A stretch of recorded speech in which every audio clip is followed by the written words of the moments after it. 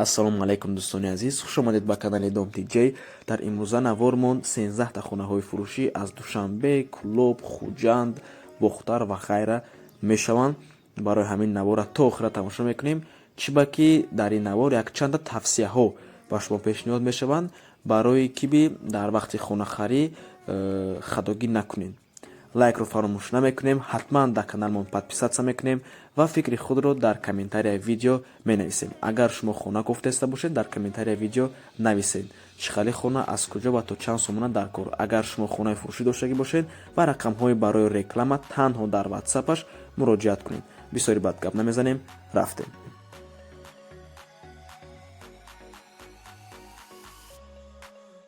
мегузарем ба якум хонаи фурӯшӣ. ҷойгир аст дар ноҳияи Рӯдакӣ, деҳаи Турдиев. Баъд аз мости Элок, документҳои ҳавлӣ 100% ягон проблема надорад.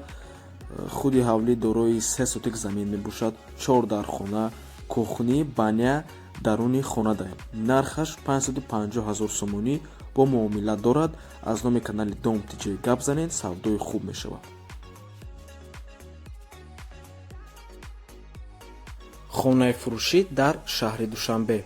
як хонага квартира дар 12-ум ошёна, бинои новостройка мебошад. ҷойгир аст дар ноҳияи Шоҳмансур, шаҳри Душанбе. ман ин новостройкаро хеле хуб мешиносам, чӣ ба ки қариб ки ҳар рӯз мебинам шаб. айни ҳол ин новостройка дар 13-ум ошёна сохтестанша, хато накунам, то 16-ум ошёнаро мебардоранд, баъд тамом супорида мешавад ин хона. тақрибан моҳои июлда аллакай иҷозат барои ремонткунӣ метиҳанд ва сентябрда аллакай месупоранд ҳамин хоная. нархаш 260 000 сомонӣ. хона бе посредник фурӯхта шудааст дар ҳамон кӯчаи айния.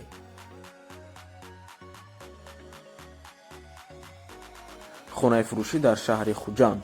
ду хонага квартира бо масоҳати 50 метри квадратӣ дар 12-ум микрорайони шаҳри Хуҷанд ҷойгир аст.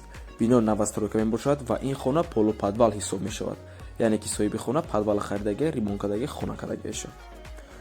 ремонти хона худаш навай, ҳама хонаш тёпли пол дорад, садик, мактаб, магазин, ҳамаш дар наздикишай бо сари роҳ дорад ҳамин хона.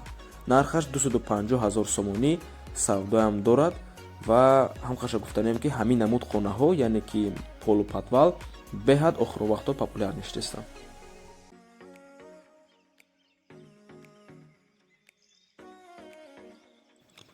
якхонага квартира дар дуюм ошёна, бинои кӯҳна мебошад, бо масоҳати 40 метри квадратӣ. нархаш 150 000 сомонӣ. ҷойгир аст дар кӯчаи айнии шаҳри Бухтар, рӯ парои СНГ.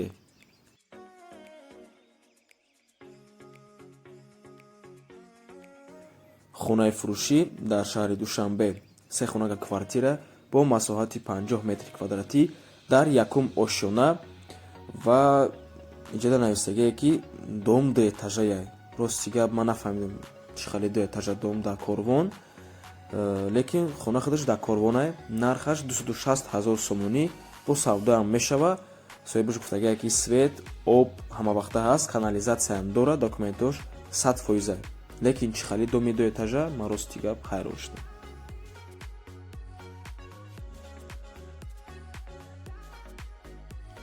аз ноҳияи Данғара бисёр хоҳиш карданд. марҳамат дӯстони азиз, як этажа, 4 дар хона ва дорои 10 сотик замин. ҷойгир аст дар ноҳияи Данғара, ҷамоати деҳотии Лолазор, Навободда. нархаш 190 000 сомонӣ бо савдоам мешавад ва дар ҳавлӣ барои давом додани ремонти хона як мошин санги калон, 2 мошин шебен, як мошини дигар санги майда, 2 мошини дигар хок дорад. чиба ки ремонташ оли пурра буд нашудагиай. дар ҳавлӣ об гузарондагиай. занг занед, барои нархаш бо маслиҳатам мекунанд.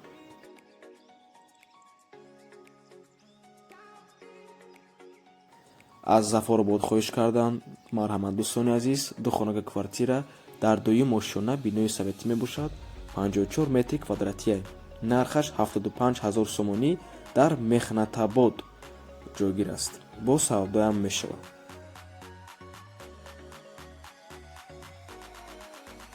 хонаи фурӯшӣ дар шаҳри Душанбе, як хонага квартира дар сеюм ошшона 38 метри квадратӣ бинои советӣ мебошад бо ремонти миёна. Дом худаш 5 этажая. ин хона назди институти забонҳо дай. Нархаш 276 000 сомонӣ савдоам дорад.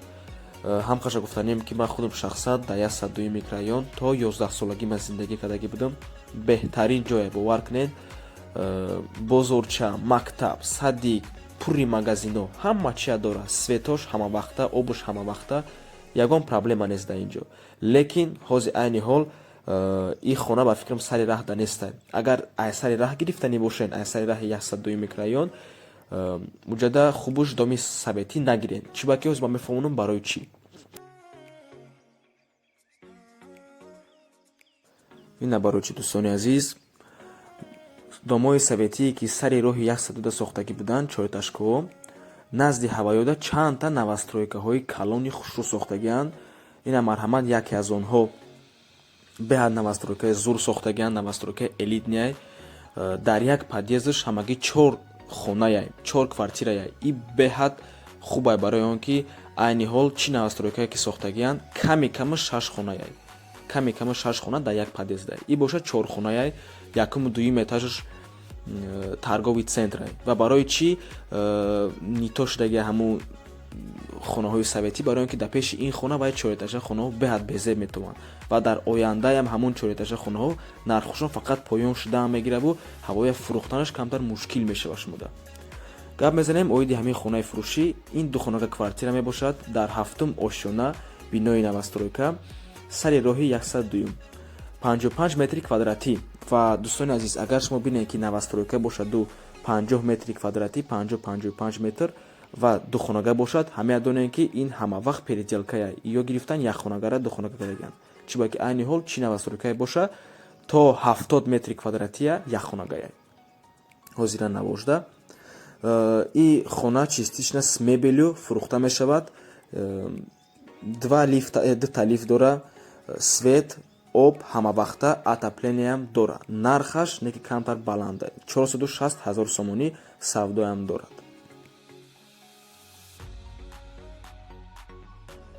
хонаи фурӯшӣ дар шаҳри Ваҳдат, се хонага квартира дар дуюм ошшона бинои советӣ мебошад бо масоҳати 60 метри квадратӣ.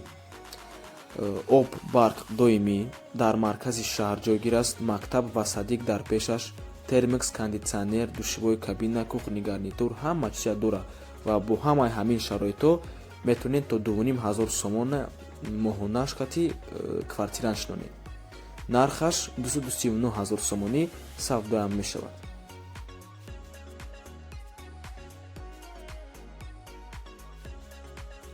хонаи фурӯшӣ дар шаҳри Кӯлоб, 4 хонага квартира дар 1-ум ошшона бинои советӣ мебошад. Грузинский дом мегуфтанд ҳамира. Дом 38А. Дар 9-ум микрорайони шаҳри Кӯлоб ҷойгир аст. Нархаш 265 000 сомонӣ, калидори калон дора. Ремонташ 65%.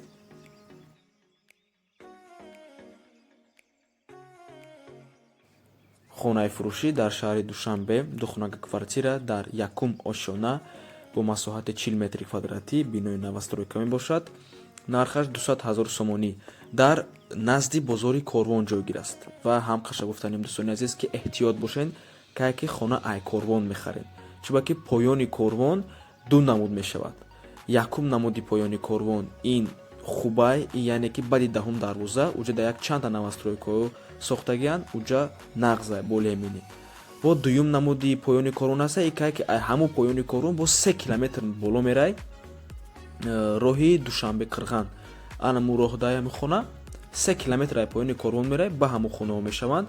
уҷа рости гап уққа нағз неста, уҷа ҳамин чӣ бигӯем светкиши ҳаста дар тарафо, обшам ҳамин тудасуда корочи камтар проблемаош бисёрай. барои ҳамин уҷа нархаш арзонай ва соҳибои хонаҳош чӣ ба ки ҳамон хонаро фурӯшанд, менависанд ки назди бозори Корвон, поёни Корвон, не ки ба фикрам ура поёни Корвон ҳам гуфта намешавад, чӣ ба ки ай поёни Корвон бо 3 километри дига дурай.